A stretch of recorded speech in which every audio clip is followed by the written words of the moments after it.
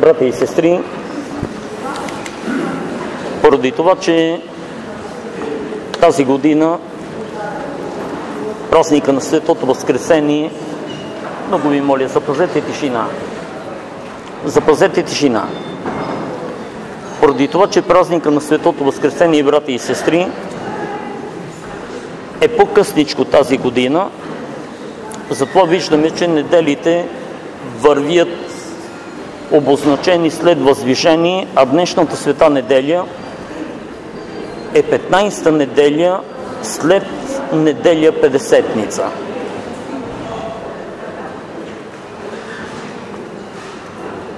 Неделя, брати и сестри, която е посветена на една беседа, грубо казано беседа, защото това е било едно изпитание за Спасителя Господ Исус Христос, или разговора му с законника. Това е Матея 22 глава от 35 стих. Нека да си припомним за какво точно ставаше думичка в Светото Евангелие.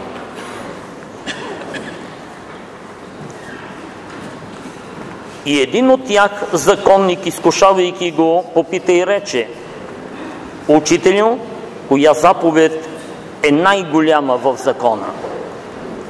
А Исус му отговори: Възлюби Господа твоя Бог от всичкото си сърце и със всичката си душа и със всичкия си разум. Тази е първа и най-голяма заповед, а втора подобна ней е възлюби ближния си като себе си. На тия две заповеди се крепи законът и пророците.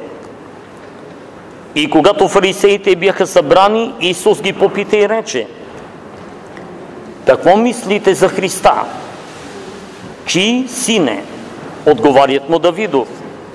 Казва им как тогава Давид по вдъхновение го нарича Господ, казвайки: Рече Господ Господу моему, седи от дясната ми страна, докле туря твоите врагове подножие на нозете ти. И тъй, ако Давид го нарича Господ, как тогава той му е син? И никой не можеше да му отговори ни дума. И от този ден никой вече не дръзна да го попита.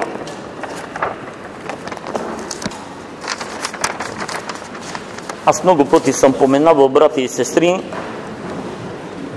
че в служението на нашия Спасител Господ Исус Христос или цялостното му служение е било обсипано с такива изкушения. Между другото, преди 35 стих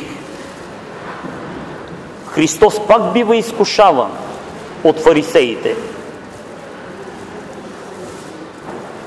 И понеже не успяха по някакъв начин да го уязвят, то те издигнаха от своя сон, т.е.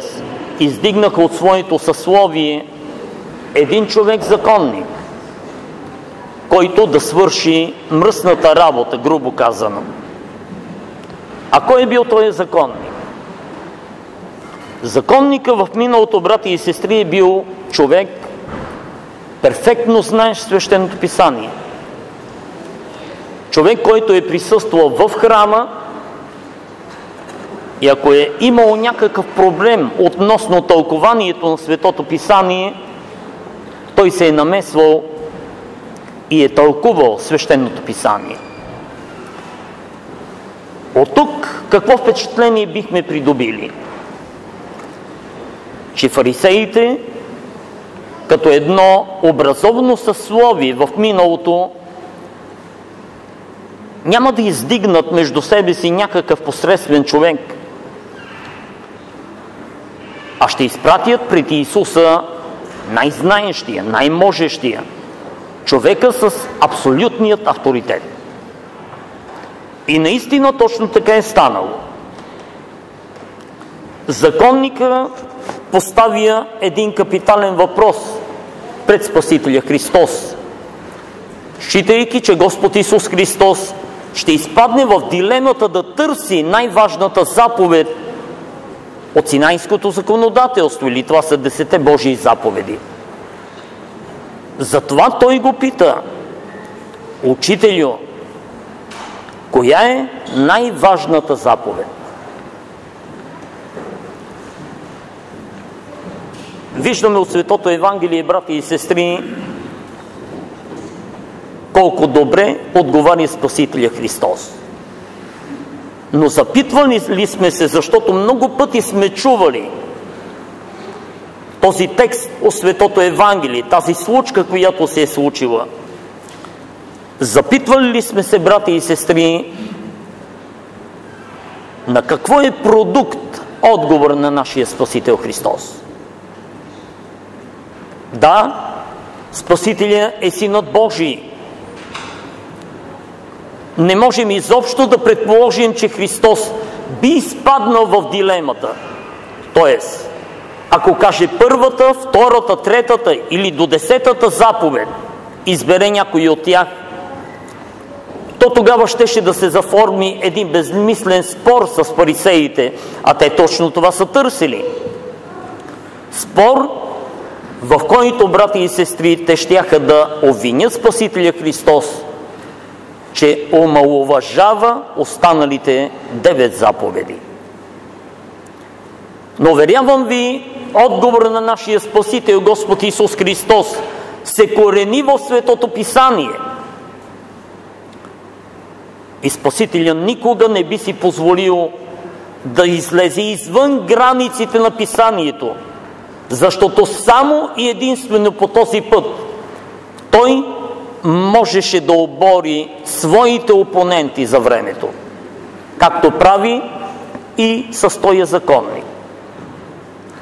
На какво се базира отговора на Спасителя Христос? Че най-важната заповед е: възлюби Господа твоя Бог от всичкото си сърце, от всичката си душа и със всичкия си разум. И тук Спасителя казва: това е най-важната заповед. И втора подобна на нея е: възлюби ближния си като себе си. И уточнява, че върху тези 2 заповеди се крепи законът и пророците.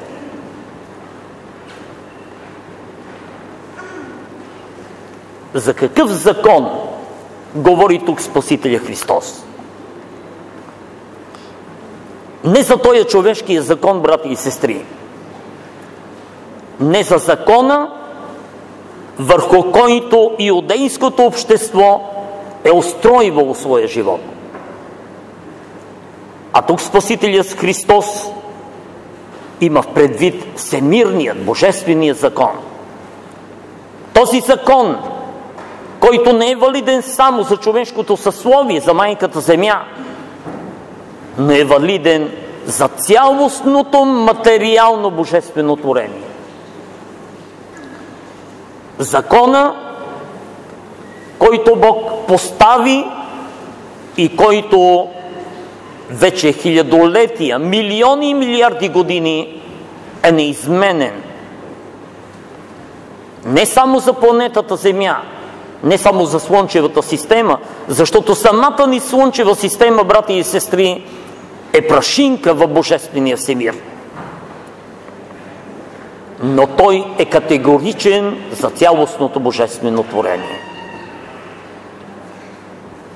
И когато говори за пророците, Спасителя Христос визира техните личности, т.е. визира тези, които Бог издигна от нишите, т.е. от обикновените юдеи, за да бъдат хората,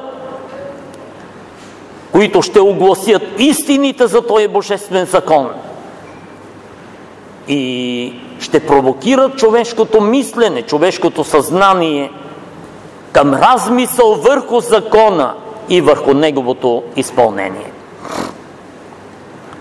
Но връщаме се малко по-нагоре. На какво се базираше отговора на Христос? Не само на този законник, който задава формално въпроса: а на цялото фарисейско общество. Както поменах, изключително върху Свещеното писание, брати и сестри.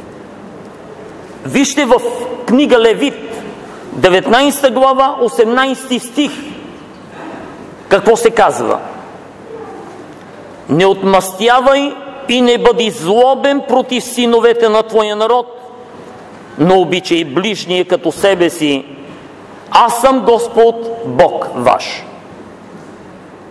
Нима отговора на Спасителя не хармонира с думите на Всевишният Бог, които слушаме от книга Левит, 19 глава, 18 стих. Но отгръщаме веднага книга Второзаконие, 6 глава, 5 стих, където четем: обичай Господа твоя Бог от всичкото си сърце, от всичката си душа и с всичките си сили. Та нима Спасителя Христос не преповтори пред този законник, и то почти думите, които чухме в момента от книга Второзаконие. Та повтори ги, брати и сестри. И с това нашия Спасител показа на законника, че той или не знае достатъчно Свещеното писание, за да може да изясни за себе си коя е най-голямата божествена заповед, или пък умишлено не показа на народа и на своите събрати фарисеи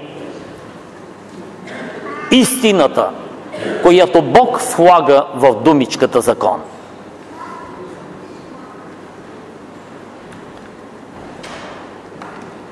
Виждаме, че втората част на отговора на Спасителя Христос се коренеше отново в изконната божествена ценност любовта. Отношението към нашите ближни. Ние от погледа си на 21 век считаме, че общо взето имаме знание, т.е. богословско познание относно отношението ни към нашите ближни. Но дали е така, брати и сестри? Аз считам, че особено православният християнин в днешното съвремие изпълнява, и то доста смислено, формално своята православна вяра в живота си. И тук, брати и сестри, когато говорим за общество от вярващи, защото всички ние сме такива, общество от вярващи, тук ще отвори една малка скобичка. Ако задам въпроса какво е това общество и поискам определена дефиниция за общество, дали бихме могли да дадем такава дефиниция? Трудничко. Особено тези, които масово употребяват думичката общество в своите беседи, в своите политически изяви. А обществото или дефиницията за общество е нещо изключително просто, брати и сестри. Казано е, че това са група хора, събрани и обединени от една ценностна система. Ето това е обществото. Това, което в момента българският народ най-малкото притежава. Българският народ в момента живее в един духовен разнобой. Той счита себе си за християнин. Може би всеки ден минава през светия храм, за да запали своята свещичка. Но той в своето духовно възгордяване не успява да осмисли своята вяра. А вярата, Бога ми, се корени в думите на Спасителя Христос, за отношението спрямо нашите ближни. Аз ще си позволя да отгърна първото съборно послание на светия апостол Йоан Богослов. Съборното послание, в което светия евангелист Йоан ни изяснява по един категоричен начин в какво се състои отношението ни, доброто ни отношение към нашия ближен. А той, както и самият Господ Исус Христос, в беседата с този законник, до категоричност определя, че абсолютната ценност, божествена ценност, християнска ценност, любовта, брати и сестри, е тази, която формира нашето отношение между нас и между нашите ближни. Че любовта е тая, която създава връзките на мира. А аз тук от този амвон съм си позволявал да ви говоря за вътрешният мир, към който всеки един благочестив православен християнин трябва да се стреми. И тук не изключвам духовенство, не разделям духовенството от миряните, защото задължението на духовника, на пастирия е същото. Неговата мисъл не може да бъде богоозарена, ако той чрез разбирането и приемането на любовта не формира първо мир със себе си, за да търси самия той и да провокира обществото, което Бог му е придал, към мир с нашия Творец и Създател Бога. И понеже любовта е в основата на всичко, ние сме си припомняли, но докато сме живи, тези думи винаги трябва да си ги припомняме. И ако трябва всеки ден, трябва да ги чуваме,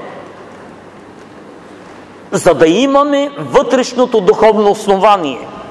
В един момент да ги направим начин на наш личен духовен живот, осъзнавайки, че само и единствено по този начин ние можем да създадем своята лична връзка с Божествената вековечност.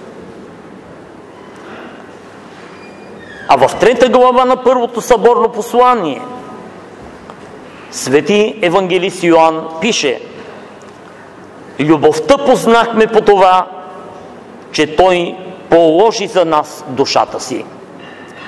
И ние сме длъжни да полагаме душите си за нашите братия. Та нима Христос нямаше в предвид и това, когато говорейки на този законник и визирайки фактически ближните, към които трябва да имаме подобаващо отношение. Нима тези думи не хармонират с Христовите думи? А който има световните блага, пък като види брата си в немотия, затвори от него сърцето си, как пребъдва в такъв Божията любов? Това са думички, които обикновено дори да отворим, за жалост ние в домовете си книгата на живота трудничко отваряме. Но дори да я отворим, мимоходом ще ги прочетем и ще ги отминем, без дори да разберем какво ни говори тук Христос. В 2 стиха само, брати и сестри. Но веднага в 4 глава свети евангелист Йоан от 7 стих казва: възлюблени, нека любим един други го, защото любовта е от Бога. И всякой, който люби, е роден от Бога и познава Бога. Тоест, само и единствено чрез любовта ние можем да постигнем реално познание за Бога. И тук отново мислено отварям Евангелието по Йоанна, 17 глава, за да си припомним думичките от неговата първосвещеническа молитва в Гециманската градина, където той, Христос, още във 2 стих се обърна към своя небесен Отец и го помоли да даде и тям, т.е. на своите ученици, живот вечен. И веднага в 3 стих уточни, казвайки: а живот вечен е това, да познават Тебе, едного истинного Бога, и пратеният от Тебе Иисуса Христа. Какво ни казва Спасителя Христос тук? Той ни казва, че най-важното условие за придобиването на вечния живот, чиято цел е цялостният човешки живот, това е да постигнем познание, знание за Бога, или да стигнем до определеният момент в нашия живот, когато с отворена душа и отворено сърце ще пристъпим пред невидимият Бог, за да се запознаем с Него. Това е условието за придобиването на вечността. Но ако свържем тези думи с думите на светия евангелист Йоанна и с думите на Христа спрямо законника, какво ще разберем? Че запознанството с Бога е немислимо без осъзнаването и осмислянето на любовта. Тоест, любовта е твърдата основа, върху която и само върху която единствено можем да надграждаме и да полагаме духовните тухли, които да изградят моста за единението ни с Божествената вековечност. Евангелиста продължава: който люби, той не е познал Бога, защото Бог е любов. И тук не мислете, брати и сестри, че когато евангелиста употребява думичката люби, той употребява някакъв архаизъм. В никакъв случай. И аз след малко ще свържа думата люби с 21 глава на Йоанна. Там, където Христос отправи своето питане към тоя Симона Петър, който изгуби апостолското си достоинство, отричайки се от Христа, там в двора на първосвещеника.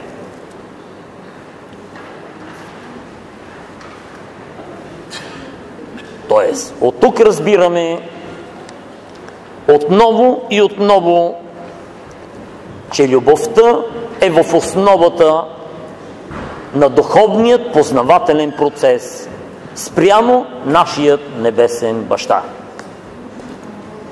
И пак тук от този амвон, някъде около Рождество Христово, ви зададох един въпрос. Защо трябваше да се роди Христос, брати и сестри? Като предварително ви казвам, да не влизаме в клишето, което за всеки един от нас е станало клише. Да, Христос дойде, за да пострада, за да бъде разпънат и, както се казва, със смърт смъртта да разруши.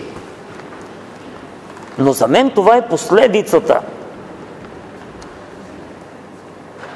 А с Неговото раждане и с започване на Неговото служение сред хората, мисията на Христос беше малко по-различна. И каква беше тя? Основната. Да покаже Бога не като наказващата същност и сила, а да покаже Бога баща, обичащият баща. Това е в основата на цялостната мисия на Спасителя Христос.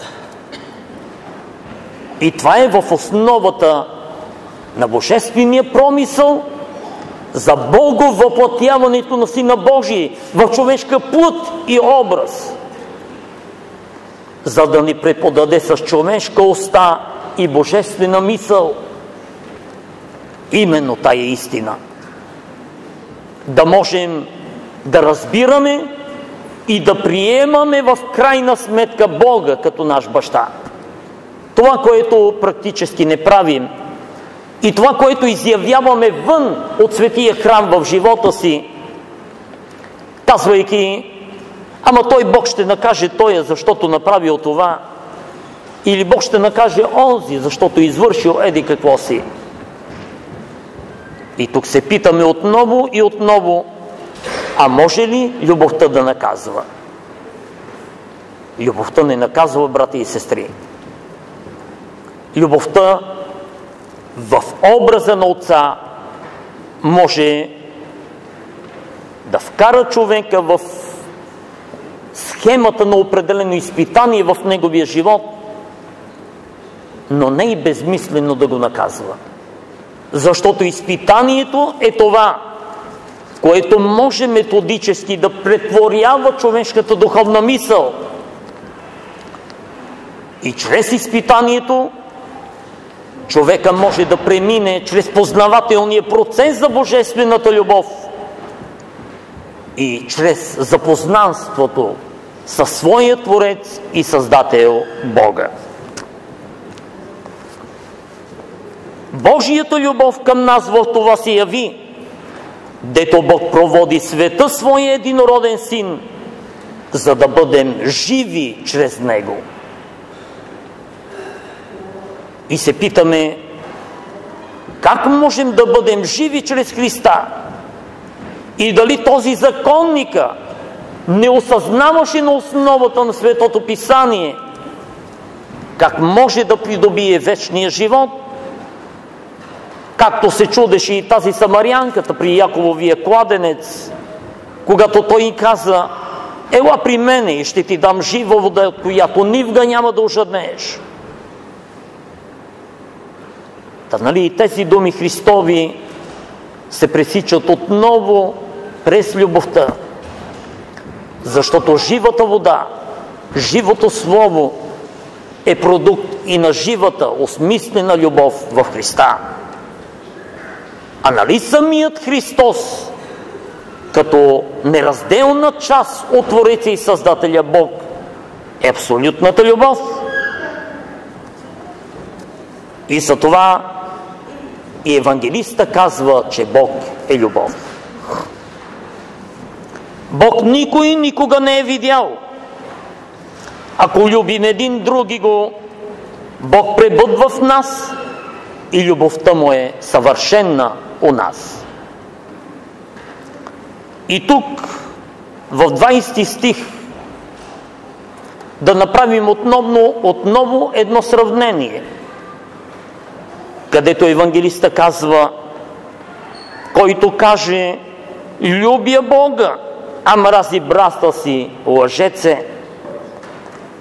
Който не люби брата си, когото е видял, как може да люби Бога, който никога не е видял? И ако тук се спра на християнската омраза, Бога ми, тя не е християнска, а на омразата на тези, които считат себе си за християни и които считат, че пътя за познавателния процес прямо Бога преминава задължително не през любовта, а през омразата. Уверявам, ще изпадна в дилемата на големият американски православен духовник и богослов отец Серафим Роуз. Така той някога, 68 година, започнал да пише един грандиозен труд за Божието царство, за царството Божие и за царството човешко. И забележете, не е успял да го допише. Знаете ли защо? Защото когато стигнал точно там, до надеждата, до безверието. Той решил да напише една глава за нихилизма. И когато започнал да пише за нихилизма, се оказало, че е изписал повече от 1060 страници. Като между другото там капитално е описал пророчески пътя на съвременния човек, казвайки, че той първо ще премине през фазата на така наречената демокрация, която ние едва ли не издигаме в култ, а която е просто един период на материализиране на човешкото съзнание, на човешката мисъл. И казва, ще премине през втория фактор, т.е. през втория период на реализма, докато стигне до третата крайна фаза на крайният нихилизъм, когато няма да има нито вяра в Бога, когато няма да има надежда в утрешния ден. Та нима поне 70% от хората, които са отвън на улицата и които не са тук в Светия храм, не са вече или не осмисля живота си в тая крайна фаза на нихилистично отношение към собствения си живот, отхвърлили до безкрайност Бога, или ако по някакъв начин са търсещи Бога, то те го търсят тук, в пламъка на свещичката, молейки го само да ги обдари със здраве и с физически и материален просперитет. А така, в божественият мироглед и в божествения промисъл не бива, брати и сестри. Защото ние заставаме със свещичката, молим се за себе си и за семействата си, а в същото време мразим. Затова ви казвам, че ако взема отношение спрямо омразата в християнското общество, ще изпадна в дилемата да ви държа сигурно още един час. Но ние говорим за любовта. И ви поменах там за 21 глава от Евангелието по Йоанна. Това е последната глава, с която завършва Евангелието по Йоанна, където Христос се обръща към светия апостол Петър, тогава Симон, и му казва: Симоне Льонин, любиш ли ме? Затова тук наблегнах на думата любя, любов. А не можеше ли Христос да му каже: Симоне Йонин, обичаш ли ме? Както ние, считайки, че това е архаизъм, променяме думичката любя с думичката обич. А не е така. Защото, брати и сестри, ако се обърнем към старогръцкия, древния старогръцки превод, а пък евангелистите пишат Евангелията на старогръцки език, то когато Христос казва: Симоне Йонин, любиш ли ме повече от тия? Спасителя Христос употребява старогръцкият глагол агапасме. А какво означава старогръцкият глагол агапан? Означава, брати и сестри, чета, защото е с няколко надграждащи се едно върху друго понятие. Съвършена, пълна, дълбока, възвишена, вечна любов. Затова Светото Евангелие предава думите на Христа точно така: любиш ли ме? А светия апостол Петър му отговаря: обичам те, Господи, знаеш, че те обичам, Господи. Като той употребява старогръцкият глагол филин, който глагол означава лична привързаност, другарска признателност, т.е. чисто човешка обич като взаимоотношение. 3 пъти му задава Христос по този начин въпроса, за да го провокира да изяви от себе си тази неземната, небесната, божествената любов. Тази любов, която е заложена вътре в човешкото естество, човешката мисъл, и която какво трябва да направи човека в крайна сметка? Трябва на основата на стремежа, в търсенето на този вътрешен духовен мир със себе си, да успее с духовните си очи да погледне в душата си и да разбере, че душата не е нещо, което просто има функцията да го животвори, а той да прави безогледни постоянни грешки в живота си.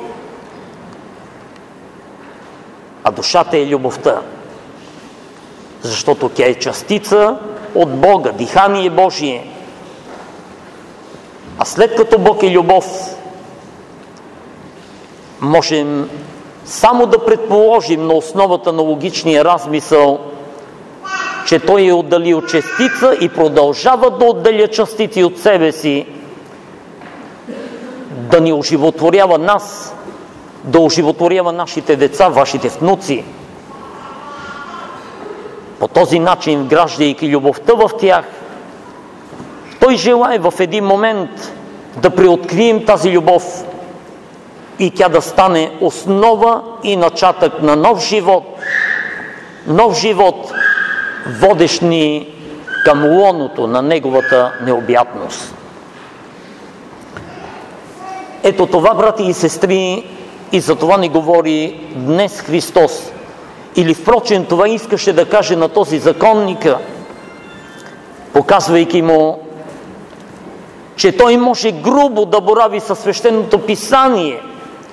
Той може да отвори книгата на живота и да цитира какво ли не в буквалния смисъл на думата, а не е успял да прозре духа на Бога в тези думи и не е успял да прозре божествената истина за живота. Днес, брати и сестри,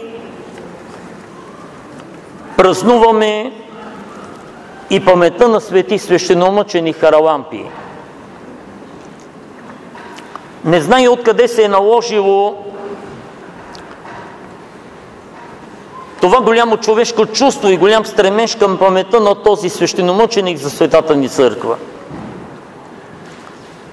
Но нека накратко, а неговото житие, между другото, е съвсем кратичко, ако отворите житията на светиите.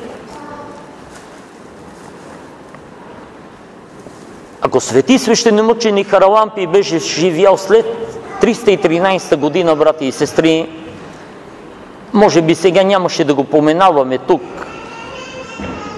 Може би нямаше да има такова влияние върху човешкото съзнание и преди всичко върху човешкото очакване.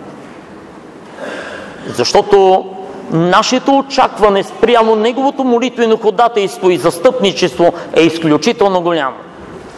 За самият аз като духовник няма ден, в който да не чета молитвичката на свети Харалампий, която е обозначена в богослужебната книга, т.е. в требника на свещеника, като молитвичка за избавяне от всяко зло.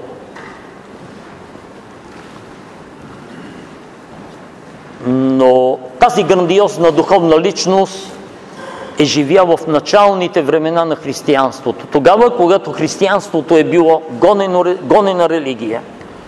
Или той е пострадал в началото на 3 век, брати и сестри, при римският император Септимий Север. А самият император е заемал забележете, римският императорски престол между 196 и 210 година след Христа.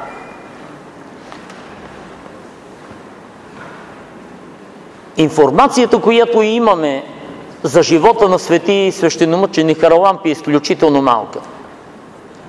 Ние не знаем как е протекал неговия живот от неговото детство. Да кажем, както знаем как е протекал живота на свети преподобни Антоний Велики, например. Или на свети Атанасий Велики.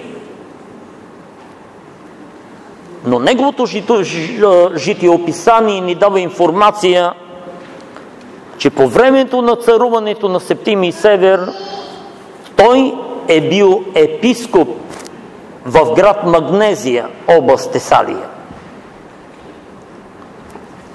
Това са места, които в днешното съвремие вече не съществуват. Но въпросът е, че ние ги обвързваме с неговия живот и с най-важното, с което той е запечатал името си, не в църковния календар, защото църковният календар човешката мисъл и съзнание може да промени. Но той е запечатал името си, брати и сестри, в християнската история и в духовната история на християнското общество и съсловие. По какъв начин е стигнал той до мъченичеството? По простичкият начин, до който са достигнали и хиляди като него. Населението в този град е било принудено, за да изрази почита си към императора, да принесе жертва и на езическите римски богове. Именно тук е разковничето. Свети Харалампий категорично отказва да принесе жертва. И не само това, но той изнася една апология на християнската вяра, т.е. запознава по един своеобразен апологетически начин жителите на древният град с личността на Христа и на неговата ценностна система, както и изискването на този Христос, в който те са изградили своята нова вяра. Разбира се, това не е било богоугодно. Не е било угодно преди всичко на императора, не е било богоугодно. И тук бихме поменали,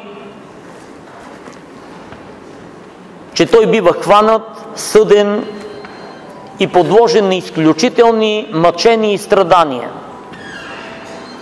Неговото тяло е било садирано с метални нокти.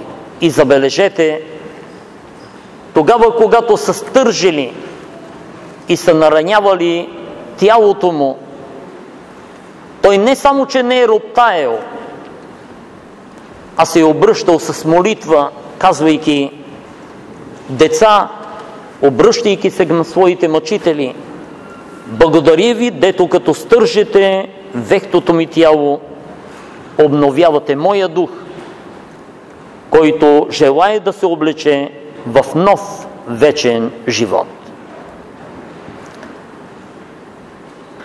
Дори да има още 2, 3, 5 страници написани в неговото житие, то само тези думички към неговите мъчители са достатъчни, за да разберем и да осъзнаем величието на неговата личност, на неговата духовност. Свети Харалампий извършва именно в страданията си изключително много чудеса. Първото нещо, което се случва, че след като хората виждат израненото му тяло, Бог по чудесен начин го изцерява пред очите на тези, които били застанали с любопитство да гледат. И на основата на това голямо чудо мнозина приемат християнската вяра. а и там на място той извършва чудеса на изцеление сред хората. Това пък е послужило за основание на римската власт. И още тогава тези, които приемат като новокръстени вярата Христова, стават моментално и мъченици за Христа. Свети Харалампий е бил осъден да бъде посечен. И когато го отвеждат на мястото за изпълнение на неговата смъртна присъда, той издига ръцете си в молитва към Бога, казвайки: Господи, Ти знаеш, че човеците са плът и кръв. Прости им греховете и излей Твоята благодат над всички. Тоест той не се помолил за себе си, а се помолил за тези, които го мъчили, и за тези, на които трябва да даде надежда за тяхното бъдно осъзнаване и израстване в християнския духовен живот. И забележете, издигнал молитвено по такъв начин своите ръце, Бог го удостоил не палача да отнеме неговия живот, а самият Творец отнема неговия живот по естествен начин. Той умира и въпреки това Светата Христова църква го е вписала в сонма на свещеномъчениците за Светата Христова вяра. Ето такава личност празнуваме днес, брати и сестри, към която винаги се обръщаме, не само на днешния ден, но винаги се обръщаме, защото живота и думите на свети свещеномъченик Харалампий са един ярък пример в контекста на беседата на Христос с този законник, по какъв начин трябва да освещаваме нашият християнски живот, освещаващ не просто през вярата, както клиширано сме свикнали да приемаме, а чрез отношението към нашия ближен. И всички тези думи, които ги казах тук от амвона, нямат за цел да ви направят по-добри християни, въпреки че това е грешно, което го казвам. А имат за цел, брати и сестри, преди всичко да ви направят по-добри хора, да ви направят човеци пред лицето на Бога. Защото ние в момента сме християни, а до болка сме забравили човешката си същност. А това драстично ни отдалечава от нашия Творец и Създател. И по такъв начин неосмислен човешкият ни живот не ни води по пътя на благодата и по пътя на божествената истина. Амин.